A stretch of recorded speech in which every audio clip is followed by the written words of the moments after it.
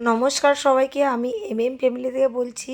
তোমরা সব কেমন আছো? খুব ভালো আছো। আমিও নতুন একটা রেসিপি নিয়ে আবার তোমাদের সামনে হাজির হয়ে গেছি। আজকে কিন্তু খুব একটা বড় মাছ নিয়ে তোমাদের সামনে আসিনি। আজকে একটা ছোটোখাটো মাছ নিয়ে তোমাদের সামনে আবার আমি হাজির হয়ে গেছি। বড় মাছ কেনার সামর্থ্য যাদের না থাকে, ছোট মাছের উপরেই কি আমরা ভালো মন্দ খেতে পারি না? অবশ্যই পারি। সেই রেসিপিটা তোমাদের সঙ্গে একটু শেয়ার করছি।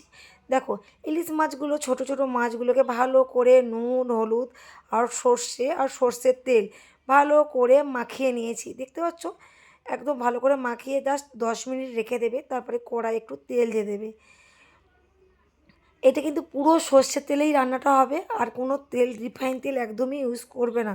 তেলটা যখন গরম হয়ে যাবে, ওই কড়ায় কালো জিরে আর কাঁচা লঙ্কা একসাথে মিক্সড করে দিয়ে দেবে। সমানে একটু নাড়াচাড়া করে জাস্ট দেখতে পাচ্ছ, যা তো লঙ্কাটা একটু ভাজা ভাজা হয়ে গেছে। এবার আমি বেগুন দিয়ে দিলাম। কাঁচা বেগুন দেবে, কিন্তু বেগুনটায় কিন্তু কোনো আলুর সঙ্গে দেবে না।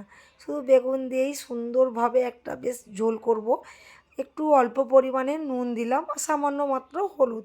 যেহেতু মাছে আমি নুন হলুদ মাখিয়ে রেখেছিলাম, আর মাছটা কিন্তু আমি কাঁচাই রান্না করব। দেখো, বেগুনটাকে কিন্তু আমি এপিঠ ওপিঠ উল্টে দিলাম। তোমরাও কিন্তু অবশ্যই ট্রাই করো এরকম বেগুনের ঝোল ইলিশ মাছ দিয়ে। এতটাই সুন্দর লাগবে, ছোট মাছ বলে মনেই হবে না, মনে হবে যেন একটা বড় মাছ খাচ্ছ। এত সুন্দর খেতে লাগবে, একবার ট্রাই করলেই বুঝতে পারবে। আমি কিন্তু অল্প পরিমাণে নাড়াচাড়া করে, বেগুন কিন্তু বেশি ভাজতে নেই, অল্প ভাজলেই হয়ে যায়। অল্প পরিমাণে জল দিলাম, তারপরে আমি সর্ষে আর পোস্ত বেটেছিলাম, ওটাকেও দিয়ে দিলাম। এইবার আমি কী করলাম, জল দেওয়ার পরেই সঙ্গে সঙ্গে আমি মাছগুলো দিয়ে দিলাম। যেহেতু মাছটাকে আমি নুন হলুদ সর্ষে আর সর্ষের তেল মাখিয়ে রেখেছিলাম, ওই কারণেই আমি মাছটাকে তুলে দিলাম। দিয়েই কিন্তু অসামান্য চিনি নামমাত্রে দিলে দিতে পারো, ওটা অপশান, সেটা তোমাদের উপরে। যখন দেখবে মাছটা হয়ে যাচ্ছে, আমি কিন্তু কিছুক্ষণের জন্য চাপা দিয়েছিলাম। যখন দেখবে যে হয়ে গেছে, কাঁচা সর্ষে তেল না দিলে কিন্তু ইলিশ মাছ একদমই জমবে না।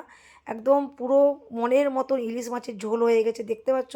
এবার ঝটপট নামিয়ে নাও আর পরিবেশন করো। গরম গরম ভাতে ইলিশ মাছ দিয়ে বেগুনের ঝোল দুর্দান্ত খেতে লাগে। আর হ্যাঁ, কে কোথা থেকে দেখছো অবশ্যই কমেন্ট বক্সে জানিও। লাইক করো, সাবস্ক্রাইব করো আর প্রচুর প্রচুর শেয়ার করো। আর আমার এই রান্নার রেসিপিগুলো কেমন হচ্ছে তোমরা কিন্তু অবশ্যই কমেন্ট বক্সে জানিও। আর দেখো, মাছের ঝোলের কালারটা কেমন লাগছে, সুন্দর হয়েছে না? অল্প ছোট মাছ হলেও তোমরা এরকম অবশ্যই ট্রাই করো, খুব সুন্দর খেতে লাগবে, আমি গ্যারান্টি দিচ্ছি।